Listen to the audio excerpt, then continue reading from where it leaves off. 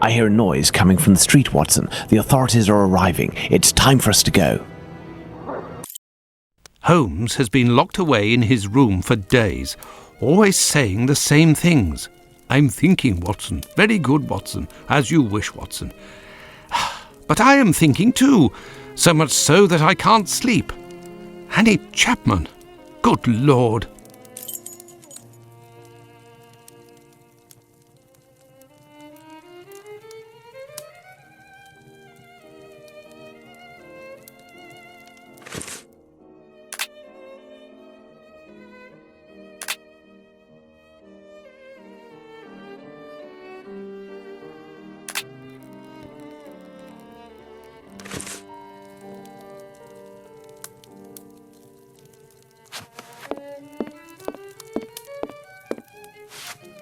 Holmes examined the broken jar that belonged to Finley's tenant.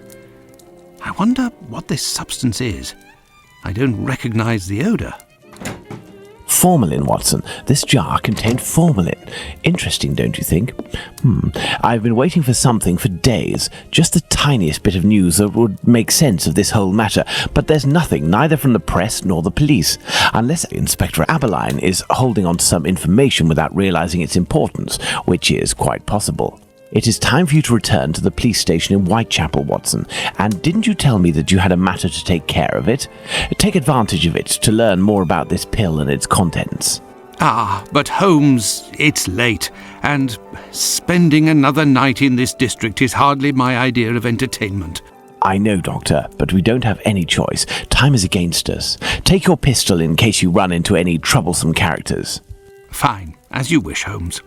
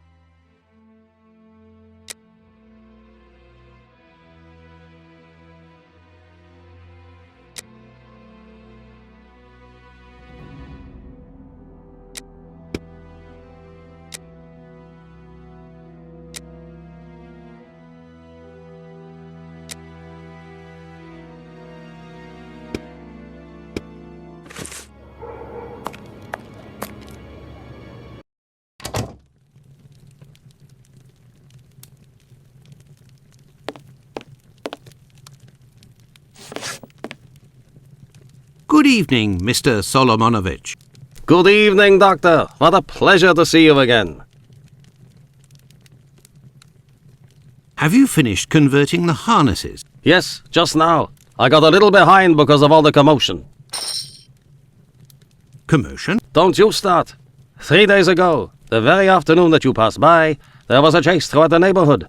Hundreds of people were chasing one man, claiming he was responsible for the murders these last few days. Schmonz! It was awful.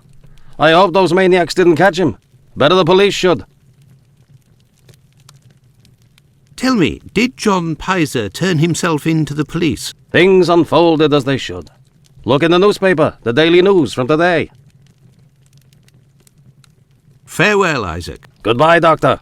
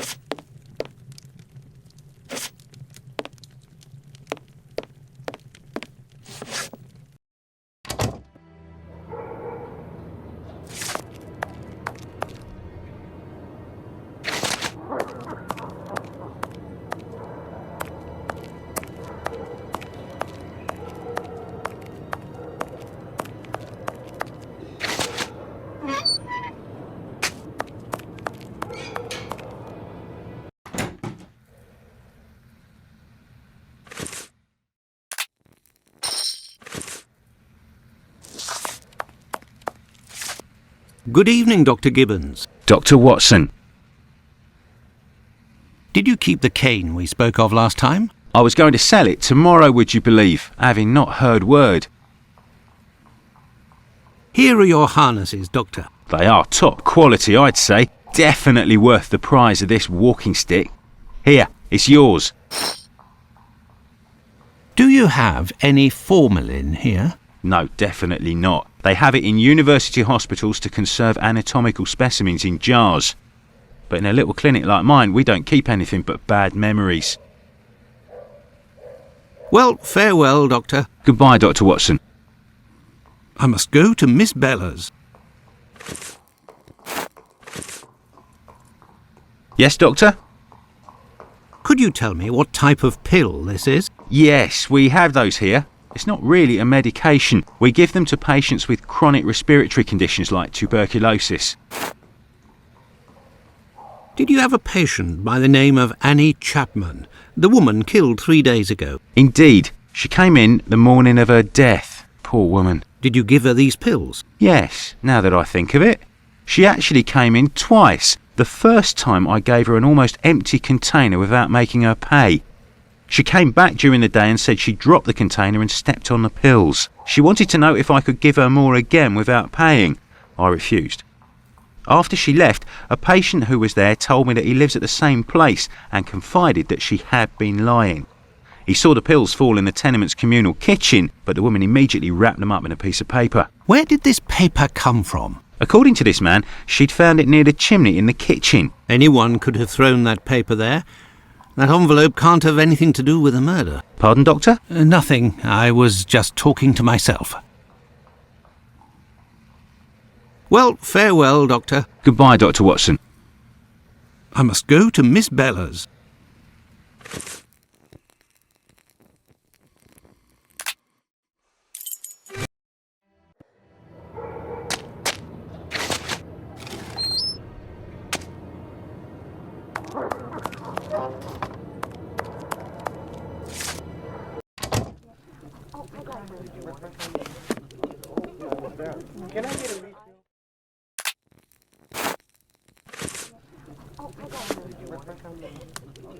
Good evening, ma'am. Your door was open.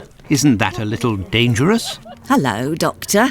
Don't worry if the looks of anyone who enters doesn't please me. Me and my pistol know how to convince them to leave. I found the cane that was stolen from your client. Here it is. Doctor, you are a real saint, I can see that. I'll finally be able to present my bill to this damned painter. If by chance you see him, tell him that a little surprise awaits him here. You told me you would give me some information on this Dr. Tumblety. Agreed.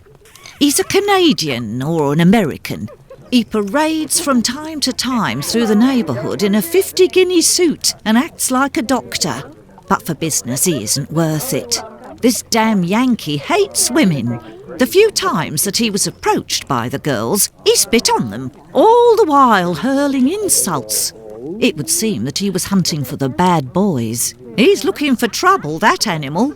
Does he frequent any pub in particular? Aye, the Wasp's Nest on Burner Street, I think. A seedy spot even by our standards.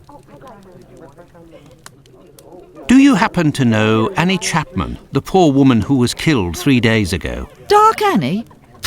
Like all the drifters in the area, I've seen her once or twice. With respect to the dead, Annie really was the bottom of the barrel.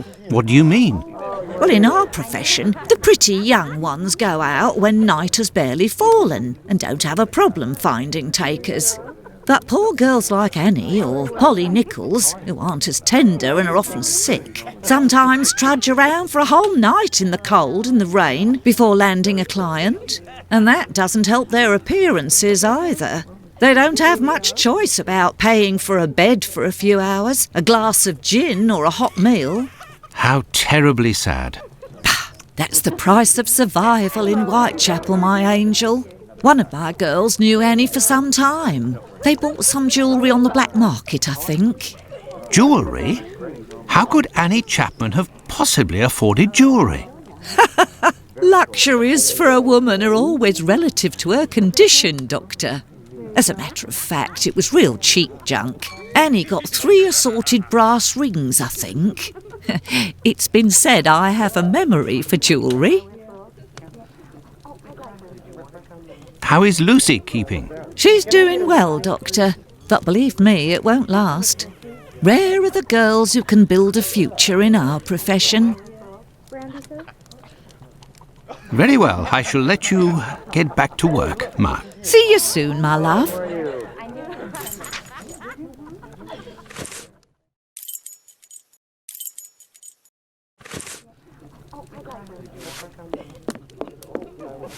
Can I get a refill, please?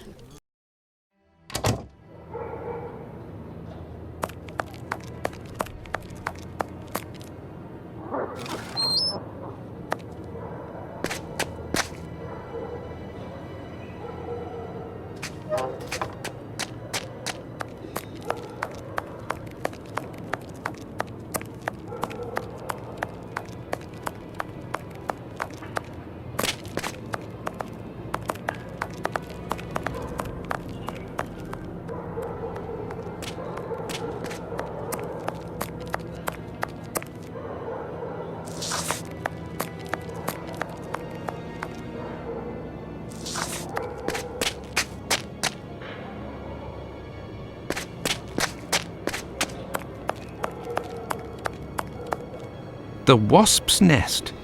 This pub looks even more disreputable than the Golden Lion in Baker Street.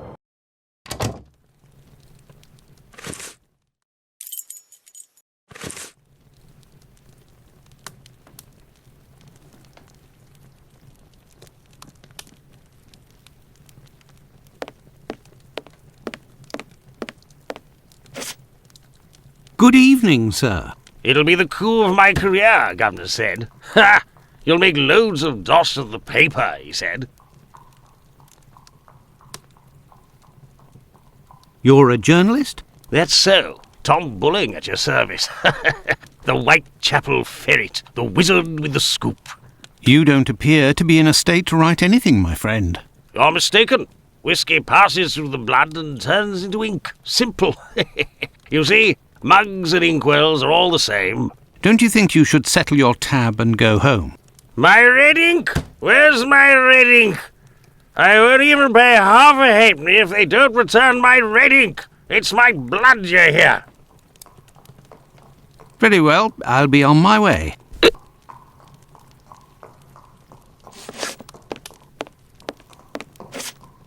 Good evening, sir. Well, I know you. Why? We met at Miss Poolman's the other day. So you've come to slum it in Whitechapel, eh? Do you know Dr. Tumblety, a Canadian or American chap, quite an extravagant dresser, frequents this pub now and then? Are you intimate? No. What do you mean by that? Oh, nothing at all. I just wanted to prove my discretion concerning this man, in so much and so far as I know him. You wouldn't like it if one day the tables were turned and everyone was talking about why you were in the borough. Isn't that so? As it happens, I saw Miss Pullman recently. She told me that she couldn't wait to see you again. She said something about a surprise that is waiting for you at her establishment. Why, that is some of the best news I've heard, my friend. As thanks, I would like to let you in on a secret. The man that you were talking about, and whom I happen to know by sight, passed by and went through that little door that you see over there.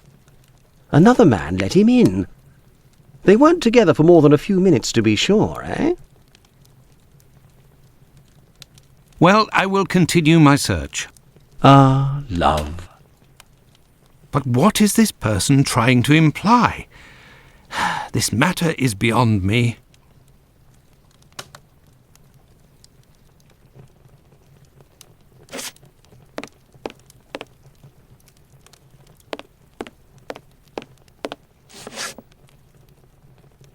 Hey, you can't go in there. It's private. Got it?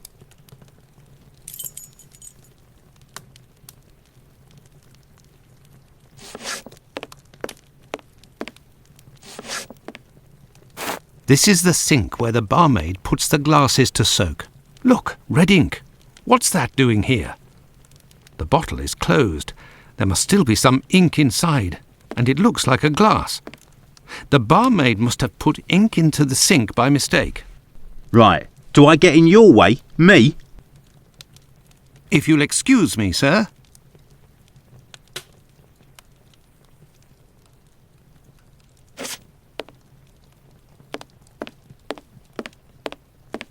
Oi, what'll it be to drink, Gav? Greetings, my good man. Could I have a pint?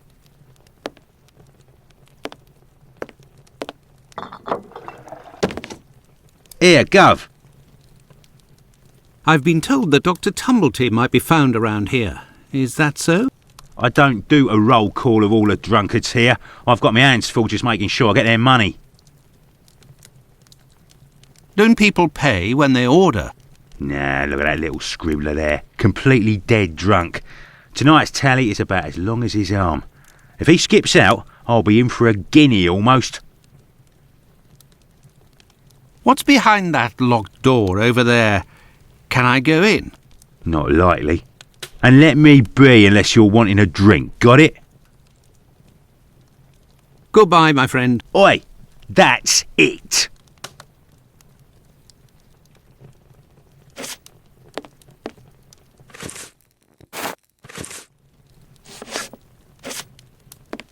You're the best. The boss told me. My red ink. Where's she be?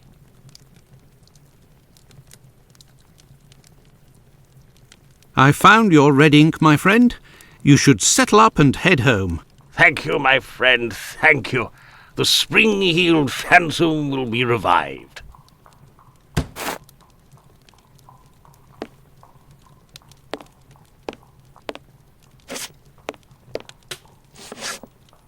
Gov? Here you go. It's on the journalist, my friend. I owe you one. The next one is on me. What'll it be? Nothing, thanks. But I may need your help. Listen, my friend. I would like you to let me in the door over there. You're a bobby. A peeler? Absolutely not, my friend. I am a doctor. Fine. I owe you this at least. There's a bloke behind that door there. No pity Bluto. Let's just say he wants to lay low for a moment. So I don't think he'll be opening the door just now. Unless... Tell him you have word from Squibby. That'll open the door. But who can say what'll happen when the door closes? Goodbye, my friend. Oi! That's it!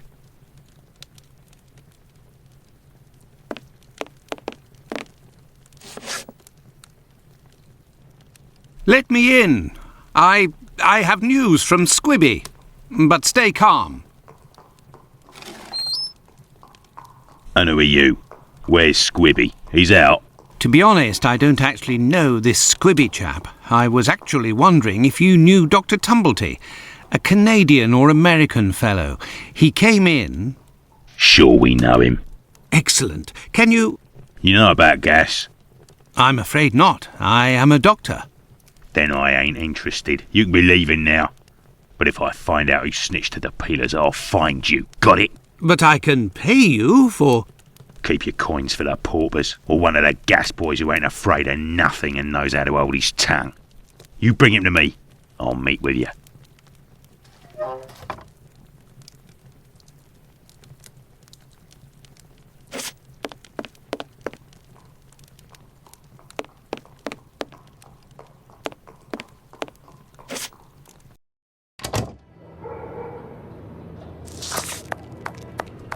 Burner Street.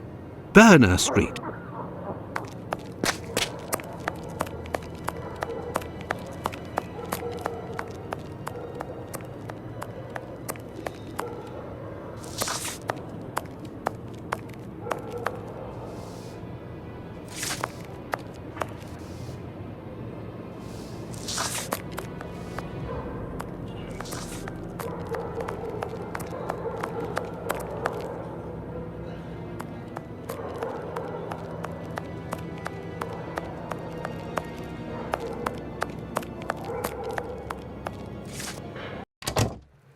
Good evening. I hope I'm not disturbing you.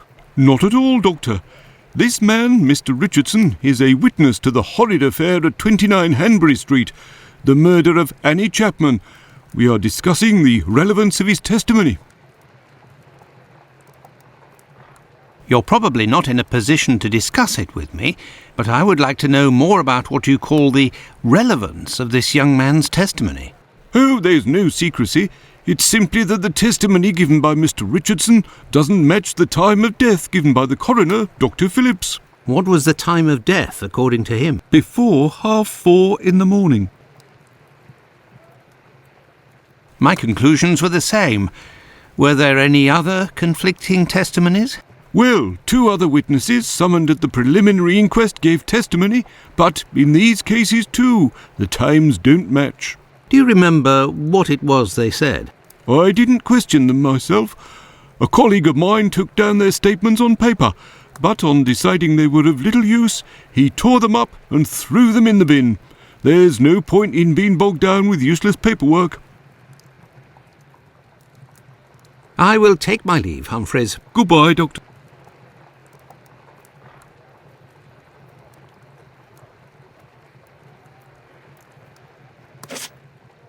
May I introduce myself? I'm Dr. Watson. I am...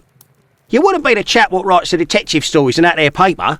Well, yes, indeed, my stories have been published in the Strand. Go blimey, wanna tell me old mum? It would seem your testimony is the subject of some debate. Could you tell me what it was about? They'll be telling you I'm a bit befuddled about the times that I told them. But it can't be so. I knows what I sees and what I don't sees that morning. What did you see, or what didn't you see? And at what time, would you say? I'll tell you this for nothing.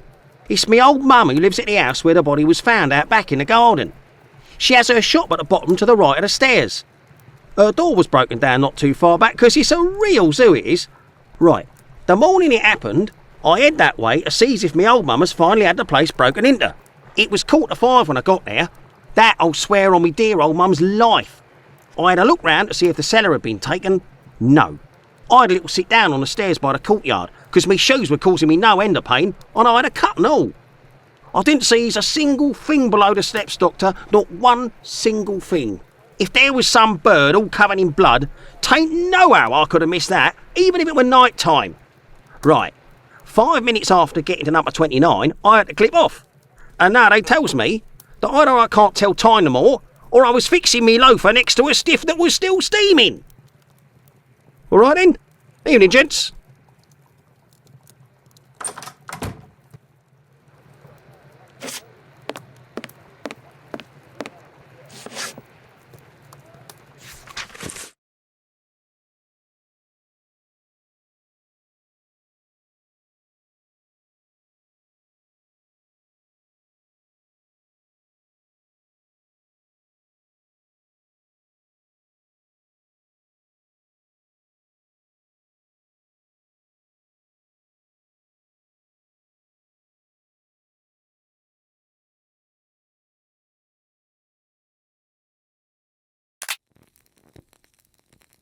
An old report on arrests that took place a few years earlier.